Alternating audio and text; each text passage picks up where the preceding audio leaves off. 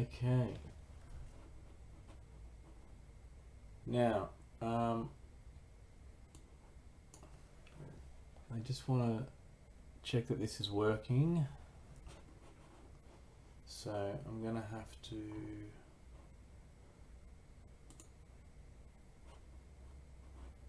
just try and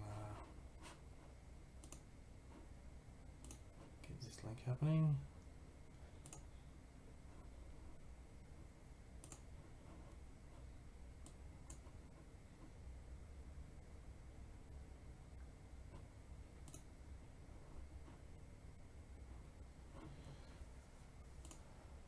Settings 720p. So, is anyone able to hear me?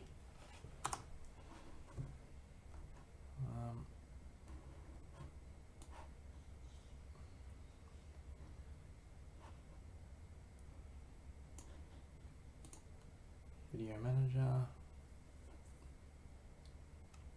live stream.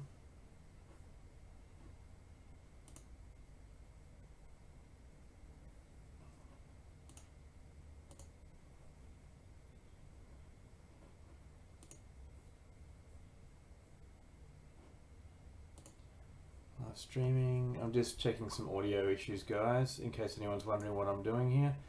If the audio is working fine, that's great, but I just need to make sure that I've fixed it. It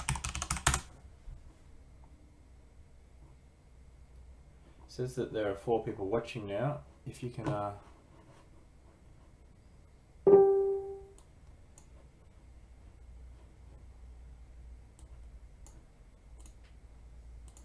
on your post. The sound is clear now. All right. How is everybody?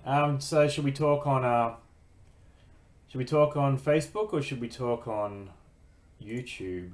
I've kind of got Facebook open, but I can switch across.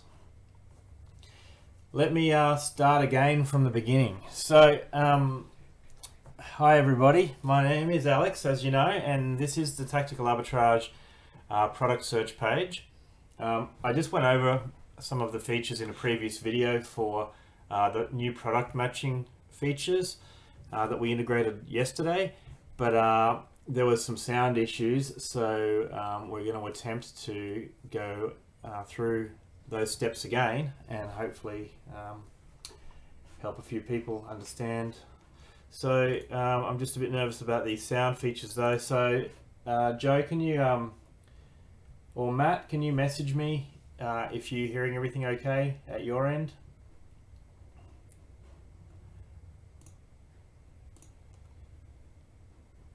And if we are good to go, I will continue.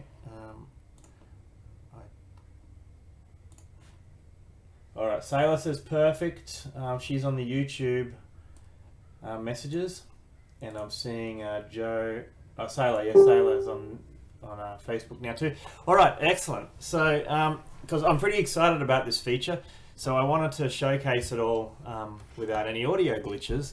So, if we go through to the product search page here, and I'm going to select. I'm going to just stick with what I just did, which is collections, etc.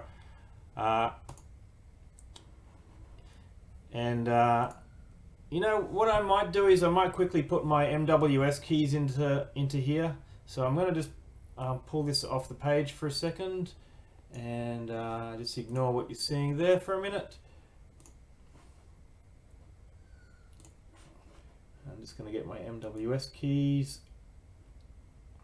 and put them in there.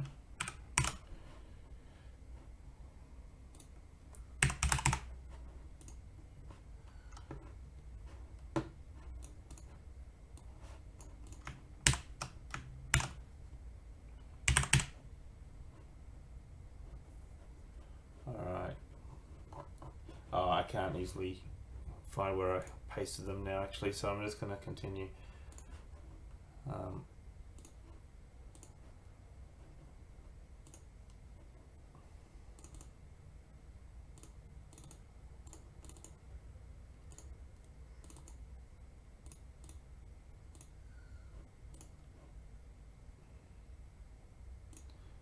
Okay.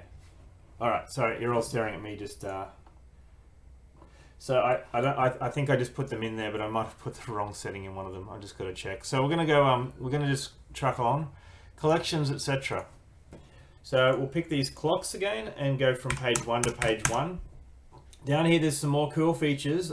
Also show no match and see only no match, and I'm going to come back to those in a minute. But for now, we'll just hit the submit button and have a look at these couple of pages of results. This is going to tell me if I got those MWS keys in there incorrectly or not. Pretty smartly.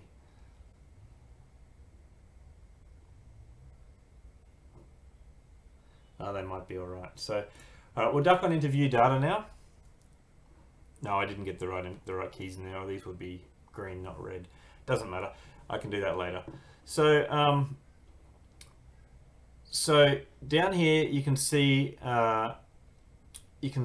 these purple bars. Now, these purple bars mean that a human has come along and overridden the match that the software found automatically.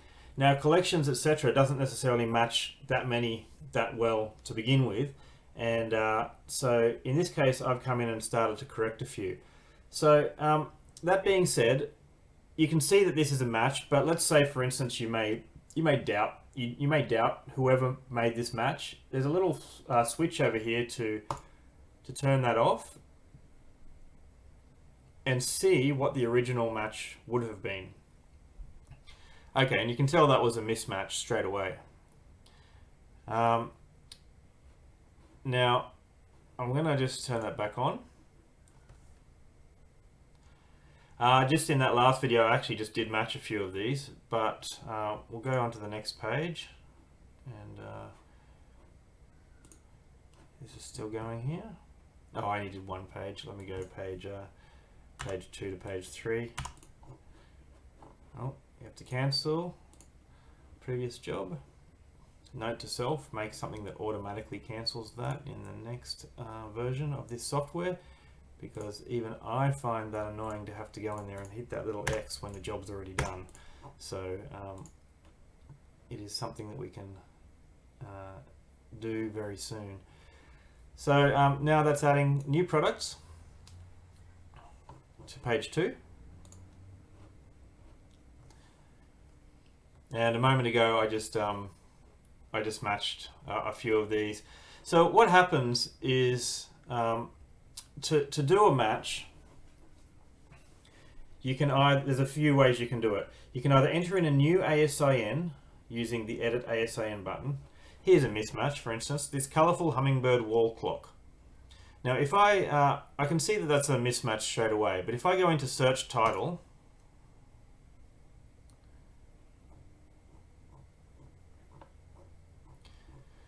it's one of those cases where it doesn't actually appear that that one's even in the system. So what about this? These metal animal clocks.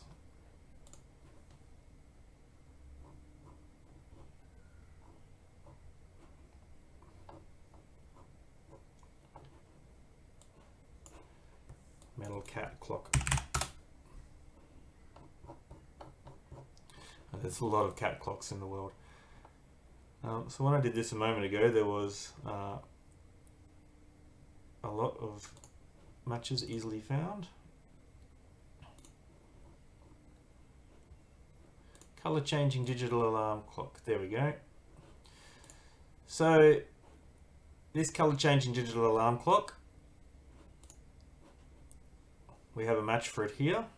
Normally I would like to see an exact matching image as well, but for the sake of this example, I'm going to go in there. It's certainly a lot closer of a match than this item here. And so we go Edit ASIN, and we can save that item.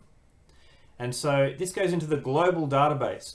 So now anybody searching in the many months ahead, and even in one day, we've already got 200 new matches in the system, and people are only just starting to use this as well. So we're going to have tens and tens of thousands of mismatches suddenly matching in the weeks and months ahead. So all these little purple bars will start to appear, and every week it'll get better and better and better. And you should be able to quickly identify which products are profitable and not profitable from accurate matches, instead of the occasional times that the algorithm picks an inaccurate match. Some websites are matched really closely, like the UPC matches, and other matches, like title matches, on certain sites are quite poor, and others are very good.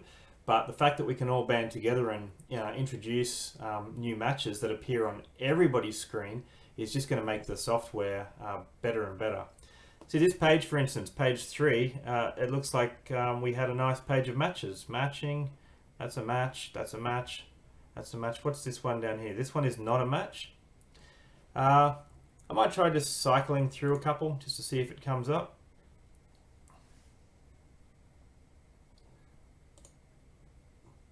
You can use little arrows to do that. Or I might search this title, this Northwoods Woodland Bear Wall Clock.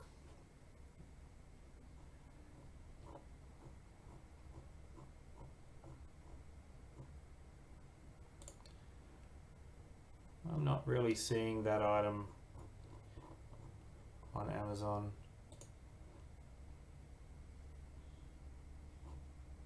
Actually, it's showing me the same page as that, I think. Alright, so sometimes we don't actually even have a match we can match it for too easily. So, let's go to product search and pick a different category. Let's try something else as well. Down here we've got also show no match results and see only no match results. So if I pick also show no match results, and we will pick, let's say we'll pick something like, I don't know, Kmart, whatever this category is, this. Submit.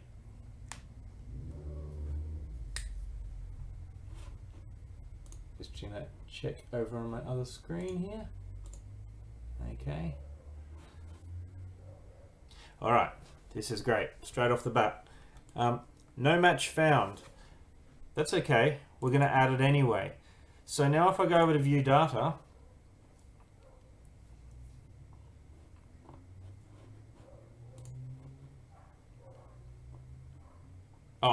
it actually didn't find a UPC, but it did find the item.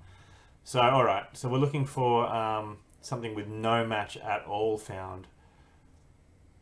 And because I've picked a site with UPC matching, there's not going to be as many of that as normal. In fact, we're getting a lot of really accurate matches. This feature is actually best for non-UPC sites. UPC matching is really good. It's A grade. So why don't we go with a nice title site with some suspect matches. Disney Store might be a good one to have a look at. Disney Store has some pretty good matches actually. Let's have a look what category we're going to have a look at here. It's a nice problem to have to hunt for mismatches. I know in the natural swing of things we do find mismatches, but it's a nice problem to actually have to hunt for them. So clothes often have mismatches, or here we go, backpacks. There's only 22 items here, but let's try this one.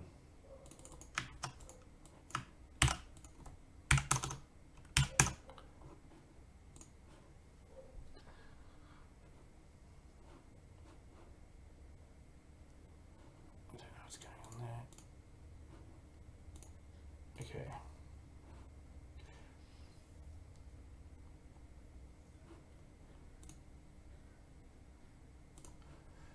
Just going to start that one again because it's actually finding some no matches, and I want to show you the no matches and how they work.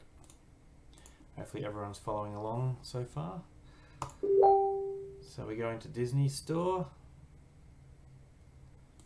Paste that again. Page 1 to page 1. Then we'll also show no match results, and we'll go back to that view data page again. Thanks, Matt.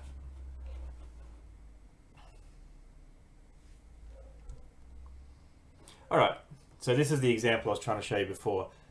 This item here, this Captain America Civil War reversible backpack, it's understandable that it's not going to be on Amazon as well because it's actually a personalizable item, but I want to show you how it does still add to the view data page.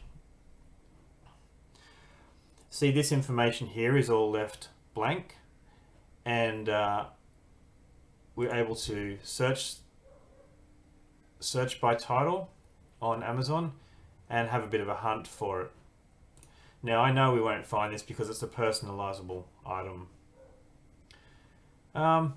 This one we might find, this Civil War lunch tote. They're clearly not a match, these two. So we'll go for a search. There we go. I can see that is the third item there. So there's a couple of things I can do here. I can either select the ASIN and edit ASIN and pop that in there, or it's third on the list. Sometimes you might just want to never leave the browser and just cycle through the next couple of items and see if it turns up. And there it is. So we're going to save that one. Now, the next person who comes along might say, is this accurate? Have they given us the right one? And that's when you can switch it on or off and check.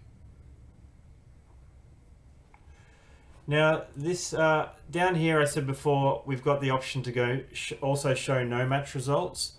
So I'm going to just stop this.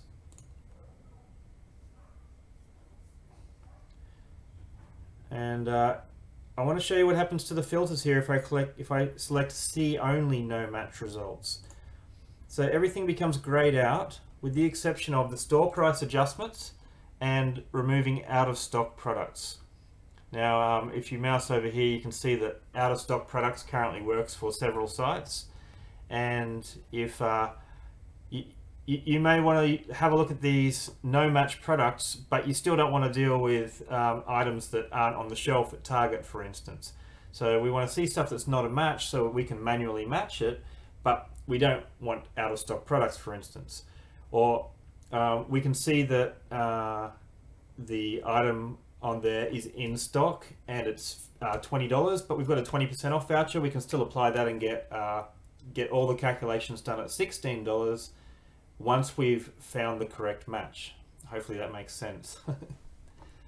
So we've turned the matching thing into a bit of a game, and we want to encourage people to play. And I know so many people have messaged me and said, I'll find matches regardless. I'm happy to find matches because it's just going to help the software. That's good, but we still wanted to have that incentive in there. So if people choose to play, they need to enter their PayPal email in the settings menu, and they need to start matching to play. Now we check the results. We've got an administration panel where we go through, and I'm pleased to say that so far 100% of matches have been matches. Everything, all the pictures are identical. So people are making the software better and more accurate all the time. And at the moment, we're doing $5 rebate on 65 matches, and it's pretty quick in the natural course of things to do a couple a day while you're using the software anyway. For 110 matches, a $10 rebate on your monthly fee for the software, and over 150, $15 rebate, with the most matched in June also credited a 1 free month. So if you want to get really enthusiastic, you may win that. Now, to keep it interesting, that's the rules for June. We're going to announce new rules at the end of each month for the following month, so that the game is somewhat interesting. So making matches might be just first, second and third prize next month, or we might have months where we pay extra for matches and so on. So we're going to just try and keep it interesting like that to keep encouraging people to make matches and make the software better. So hopefully that's all nice and understandable for everyone. I won't ramble on any more than that, and feel free to ask me any questions, and I'll have this available for replay later. Thanks guys, cheers.